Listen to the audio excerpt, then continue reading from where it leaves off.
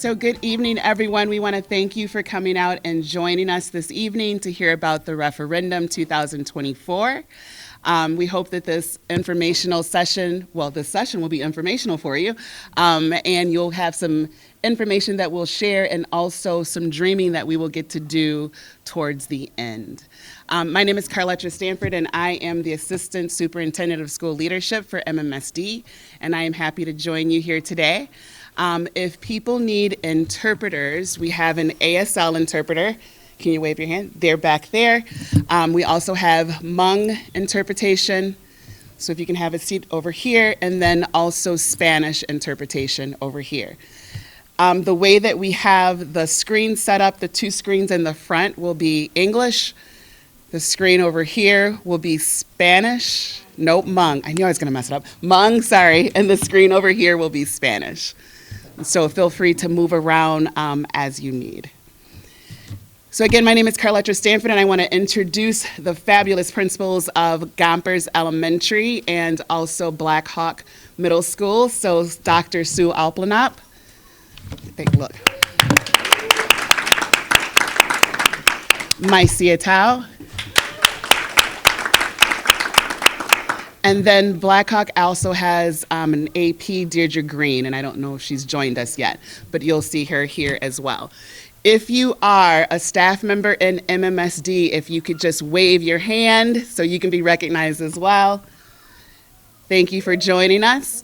I also want to introduce Dr. Angie Hicks, who is the Associate Superintendent for Blackhawk, and Dr. Anu Ebi, who is the Associate Superintendent for Gompers Elementary School. And before we get started, if we have any former or current elected officials, if you just want to stand and introduce yourself. All right, so I'm going to turn it over really quickly to board member Laura Simpkin to bring welcome from the board.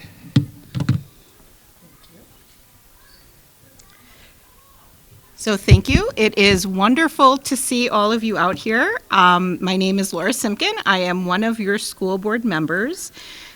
The school board and the administration and schools have been talking about this for such a long time, and I am so excited to hear what all of you have to say. So this is going to be great. You're going to get some information, and then you're going to have a chance to share your thoughts about what you want your new schools to look like. So I'm just going to be sitting back and listening and enjoying the conversation. Welcome, everybody.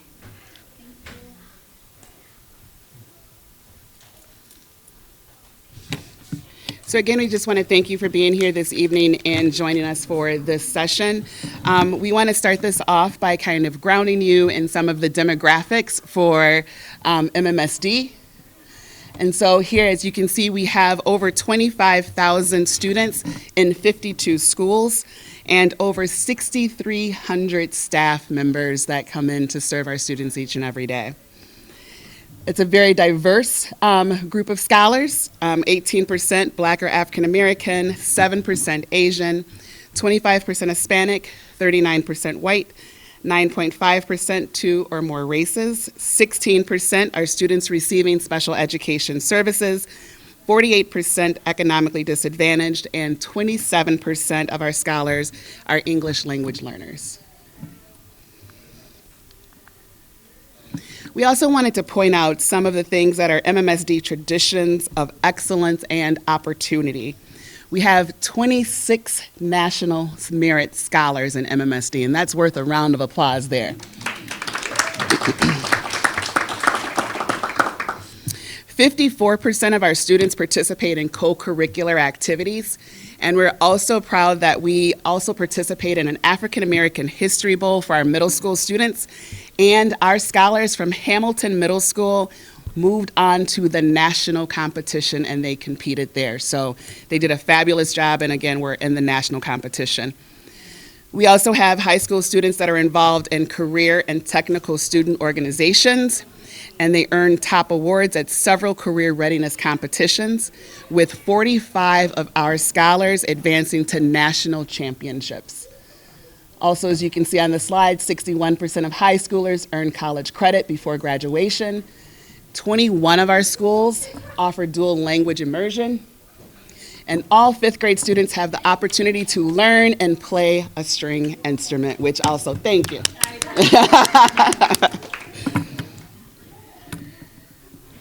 So this is not our first session that we have had. So you spoke and we listened. There have been 14 input sessions in the winter and the spring, with 10 citywide input sessions, 3 superintendent advisory group meetings, and 1 community leaders think tank. And for those folks who were not able to make it to those sessions, we also had over 4,000 survey responses of people who were giving us feedback around their thoughts and ideas on the referendum. And through those surveys, there were several themes that emerged. We know that staffing is a priority. We know that we want to focus on retention. We also know that we want to focus on compensation for our staff members. There's also, did I get an amen in that corner over there? Okay. We also know that people wanted to understand what is the difference between renovation and building new. And so you'll hear a little bit about that tonight. And we wanted to be sure that we're providing a comfortable learning environment, heating, ventilation, you're gonna love this one, air conditioning.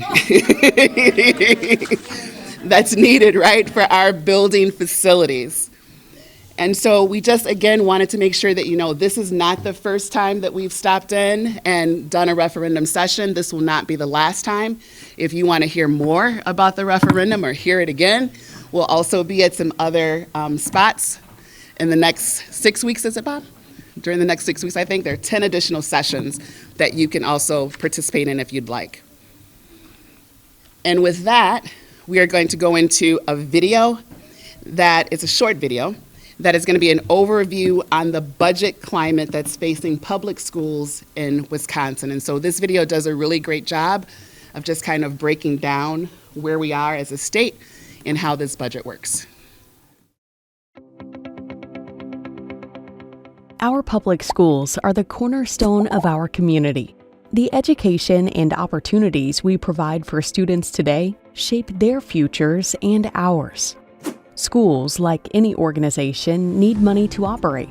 But in Wisconsin, funding the needs of our schools has been a growing challenge.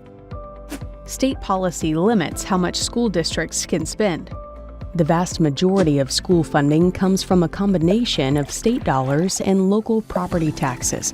It's called the revenue limit, and it acts as a cap per student that school districts can spend each year. Even if school costs go above this level, schools can't spend any more than this limit. From 1994 to 2009, these revenue caps were adjusted for inflation, which meant they helped schools keep up with ongoing needs. But since 2010, the resources districts need to survive have fallen farther and farther behind the basic costs to operate our schools. By the end of 2025, the revenue limit will have fallen more than $3,300 per student behind inflation. In the Madison Metropolitan School District, with roughly 25,000 students, that's a decrease of more than $82 million. What's more, each district has a different revenue cap, and these caps are not tied to the needs of the students or the costs to the schools that serve them. Our job as a school district is to make sure all of our students have access to the exceptional educational opportunities we provide, no matter what their needs when they walk through our doors. But state funding falls short of what it costs to meet the specific needs of many of our students. When that happens, we have to use money from our general fund to cover the difference, which means taking dollars from other important needs. The largest portion of our budget goes towards staffing. Our people are the heart of our schools. Without enough educators who instruct, support, and inspire learning, schools can't provide the lessons, programs, and opportunities our students deserve. Other important budget items include curriculum, technology, transportation, operations, and maintenance. We work hard to balance our budgets, yet resources for schools have been shrinking year after year since 2010. With costs growing faster than funding, districts are always looking for ways to trim costs and work smarter, like deferring needed school maintenance, cutting programs, reducing staff, and many other strategies. But schools can only cut so much before they start to harm educational opportunities for their students.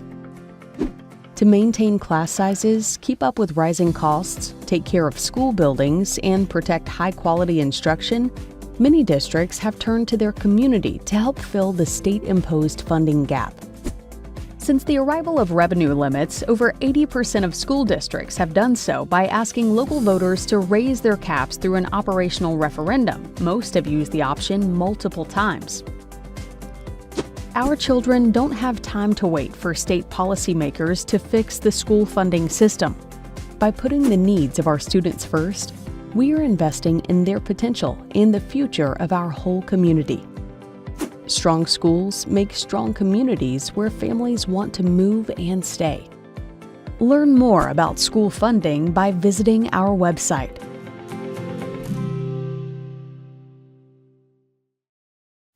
My name is Bob Soldner. I'm the Assistant Superintendent for Financial Services for the district.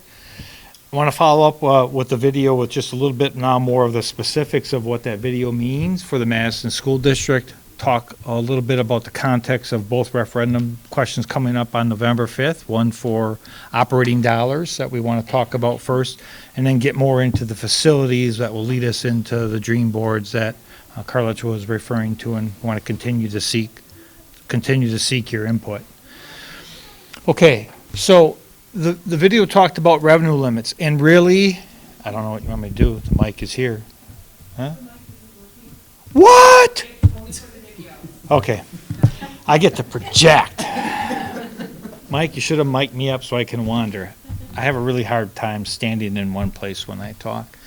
Okay, so I want to talk a little bit about the context of the Madison Metropolitan School District is in and the Madison School Board, which is very similar to school boards across the state of Wisconsin and is actually similar to municipalities in the state of Wisconsin, right?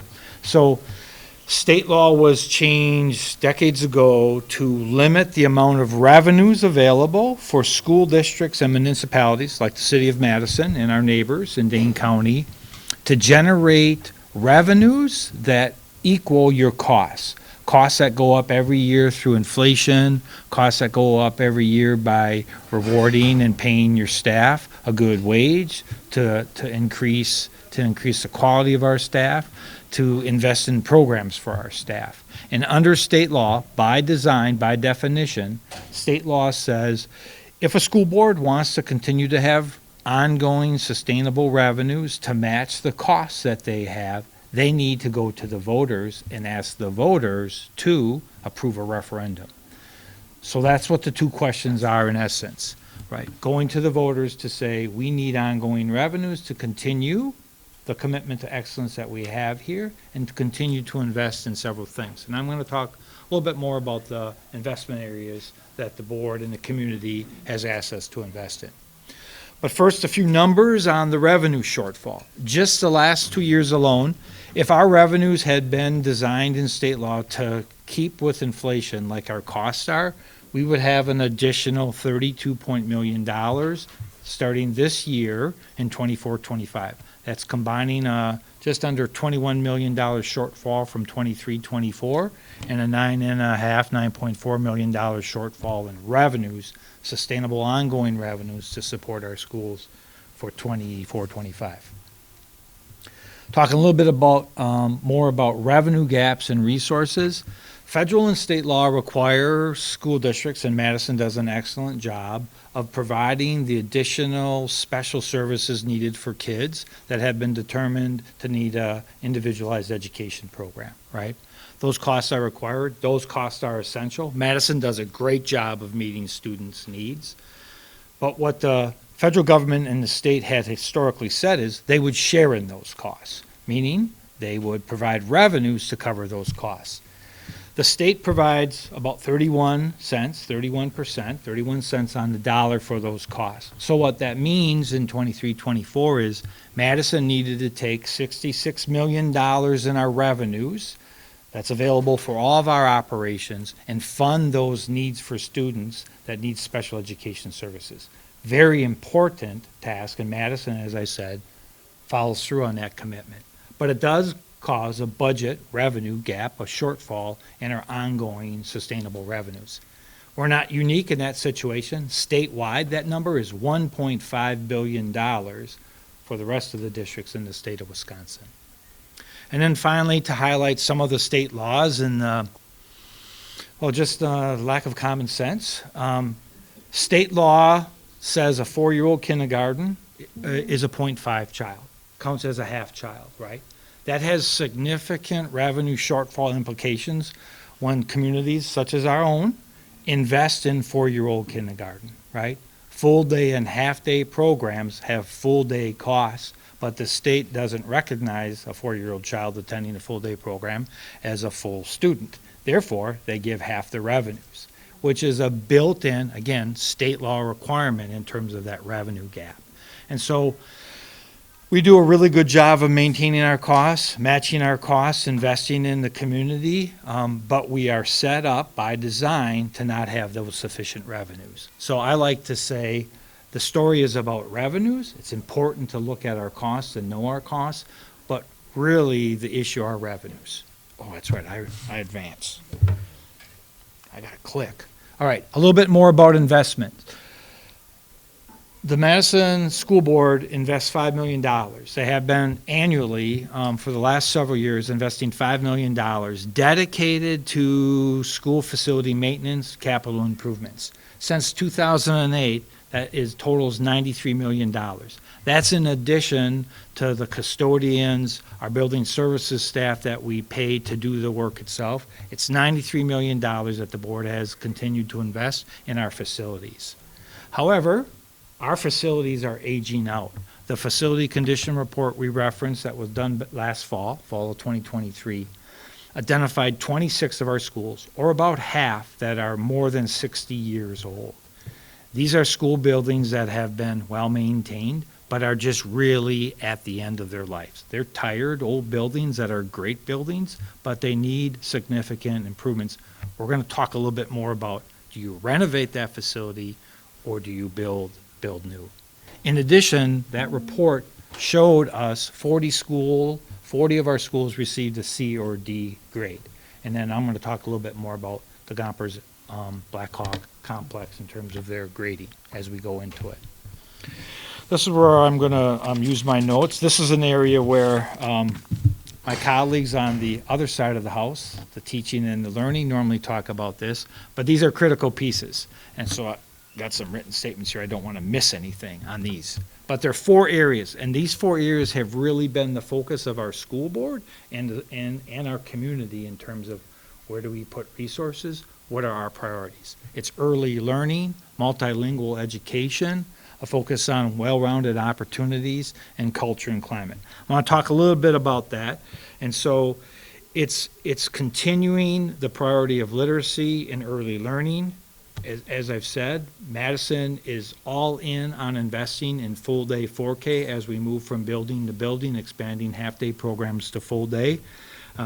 The board did it for the 24-25 budget, expanding the number of sites, expanding the staff that are available for 4K and early literacy. Multilingual education, 21 of our schools offer dual language immersion.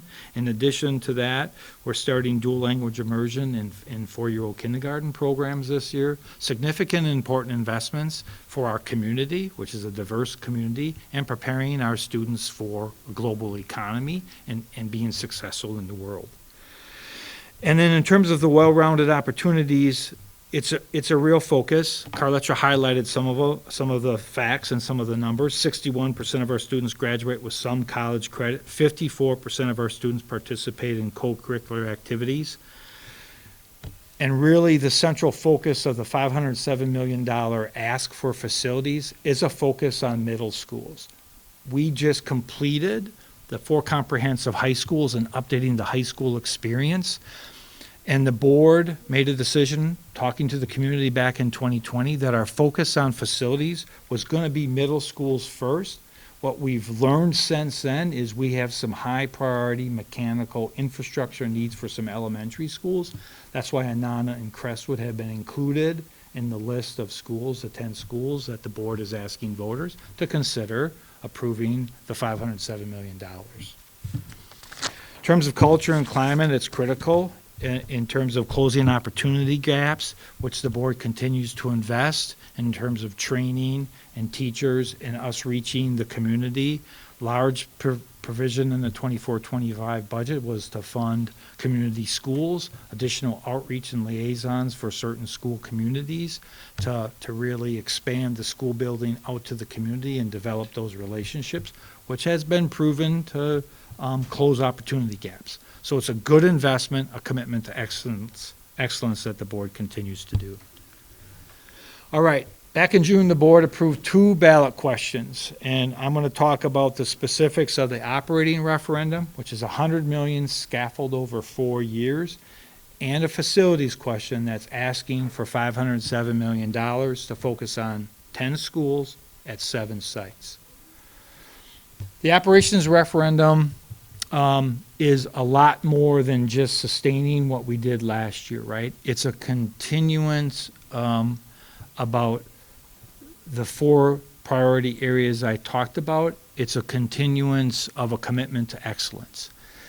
And it starts with retaining high-quality teachers and staff and addressing the continual increasing costs in terms of health care and other benefits that employers and employees need to attend to.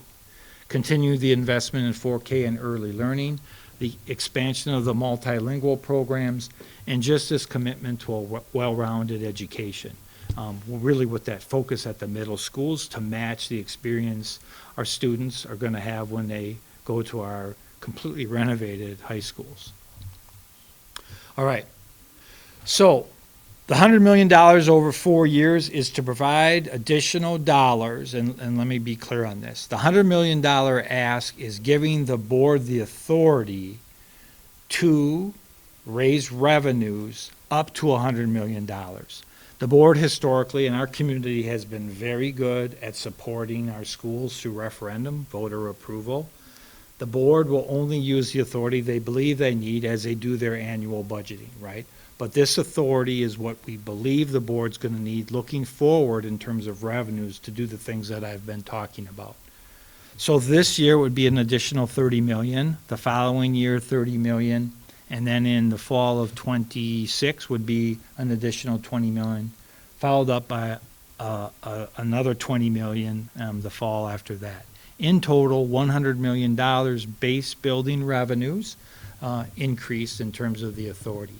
This first year, the monthly impact on the taxpayer of the average home in Madison, which is $457,300, is $26 a month, right, the first year. Fully annualized over the 4 years, that increases to $87 a month in terms of the operating dollars. The facilities referendum is really, and I talked about it, but it's modernizing the infrastructure of the buildings, and we're going to talk, as I said, more detail later, but it's also really important to know it's so much more than the mechanicals. It is about air conditioning, don't get me wrong. It's about better mechanicals on HVAC, better mechanicals on plumbing, and all of it, whether it's a proposed to build new or proposed to be renovated. But it really is taking a 60-year-old building and making it for today's educational standards and needs, right? It's improving classrooms. It's improving classrooms to be able to handle STEM and multi-learning experiences, the shared spaces in the building, expanding the cafeteria and the libraries and the gymnasiums. It's really modernizing, and we'll talk a little bit about the actual square footage. So the question for Blackhawk and Gompers is more than just replacing this footprint. It's making a modern school to serve elementary and middle school, right? It's much more than just replacing what we have. All right, this is a little bit different. Facilities questions can be a little bit confusing, but it's $507 million. The authority to sell $507 million in bonds that would finance over 20 years the 10 schools and the 7 sites. There's no impact this fall. The first impact would happen in the fall of 2025. And the idea in terms of how this debt would be structured is it would be about $27 a month. and that would run through the life of the 20-year bond. And the reason that 23 years is on the screen is we're only going to sell the bonds and begin paying the interest on that when we need the money. The building project that's being proposed would go over 5 years. So we're going to start selling bonds next year, and the payment will be due in the fall, and then we'll delay that issuance of that debt until we get to the next project 2 years later, right, when we finish the first schools. So it's structured to go at an equal amount to raise the revenue to pay that debt off over 20 years. And $27 a month. We're going to talk more about the grading. These are the 10 schools, 7 sites. The grades, the cool colored boxes actually have a meaning. It's a grade in the facility condition report. We're going to talk about the specifics. But you'll notice the pattern here. You look on the upper right corner of the open squares and you see the orange. Orange is D, red is F. That's a focus on these 10 schools and 7 sites about the HVAC and the plumbing mechanicals. These buildings were chosen by the board for several reasons. One of them is the urgency and necessity of the physical infrastructure, mechanical and plumbing focus of the schools. Other factors come into consideration on it are, is green space available to build new? You do an analysis on the cost to renovate to build new. There's a mathematical formula. It says if it's more than 60% to renovate a facility, you go to building new. But that's not just a simple mathematical equation. Part of that are the sessions that Carletra talked about that the board had before the vote. And those same kind of continual input starts tonight, goes for a month, and we're going to continue that. I'm going to talk a little bit more about how we're going to continue to seek public input over the next several years. But these 10 schools and the 7 sites are geographically located, which is also an intentional decision by the board. We want to focus on middle schools, and we want to focus on the entire district. We have 12 middle schools. 5 middle schools are addressed in this package in terms of the ask for $507 million over the next 5 years, right? We wanted to spread that renovation project over the entire district to have locations of improved middle schools and elementary schools to set us up for the next 5 years. We're going to focus on 2 sites per year, which really means the decision is to start with Shabazz and Sherman. After we do the public input sessions this month, we are going to then decide what would be the next best project. Those 2 projects that will begin 2 sites. Construction actually won't start till 2026. What that allows us to do is to continue to focus on those school communities that are going to be impacted by the first building phase to seek additional input on accessibility issues, on a focus of shared space, on what the community really feels is most important for that school location.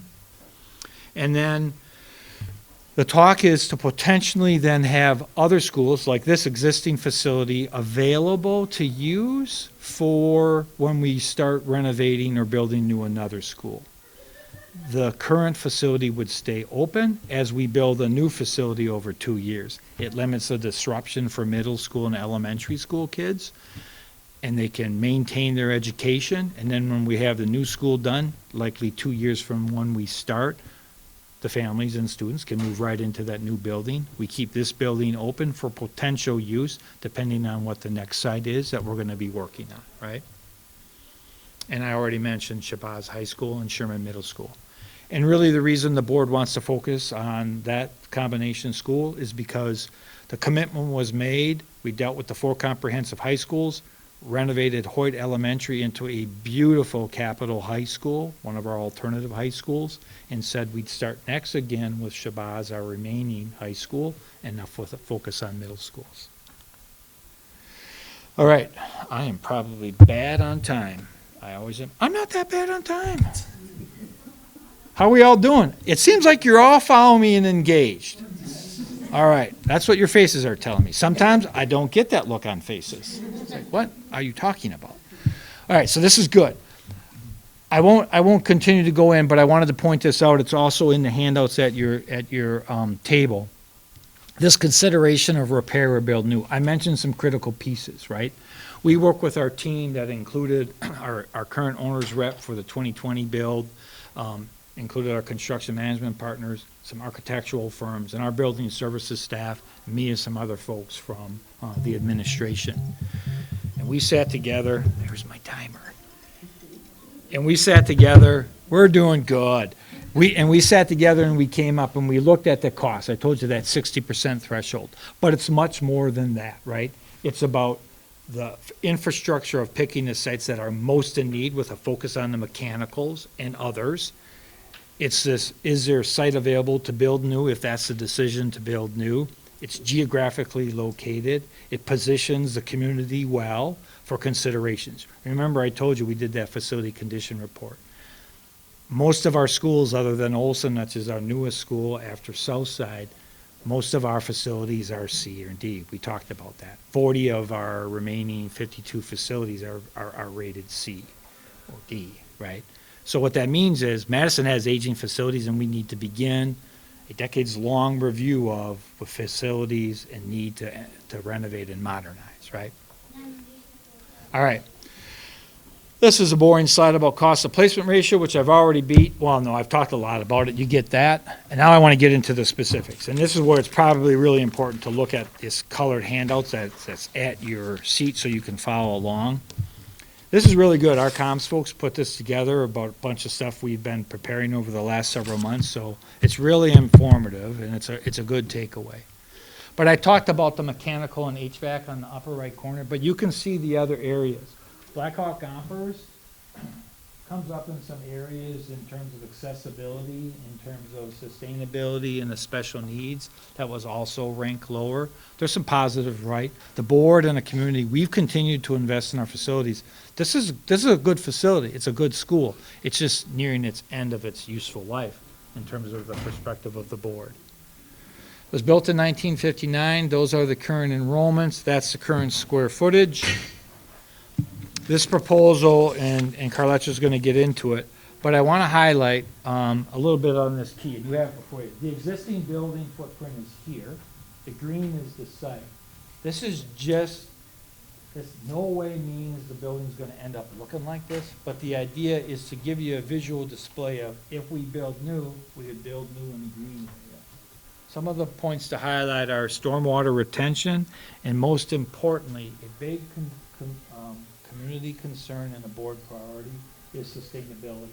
So all of our maps will have a geothermal field, right?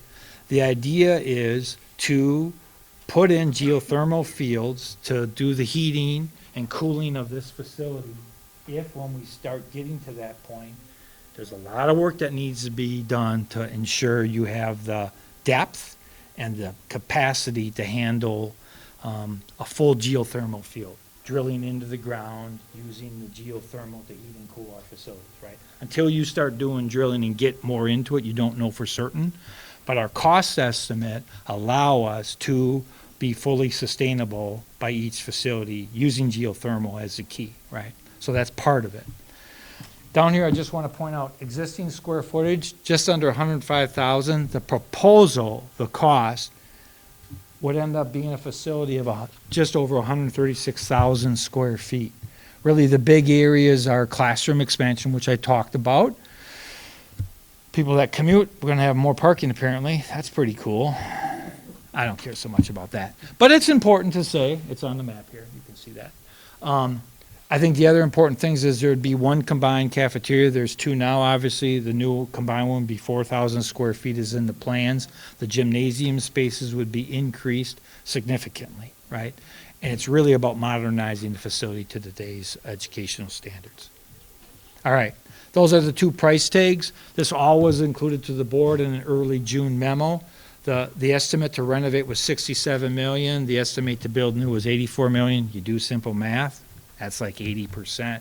So if you're going to spend $67 million and keep the same footprint and maybe add some square footage, the board decided it would be a wiser investment to build Gompers and Blackhawk new, right? But we want to get your input on that. All right. Yeah, I didn't do bad, Carletta. I am famous for going a lot longer than I'm supposed to, so it is kind of a running joke. Thank you.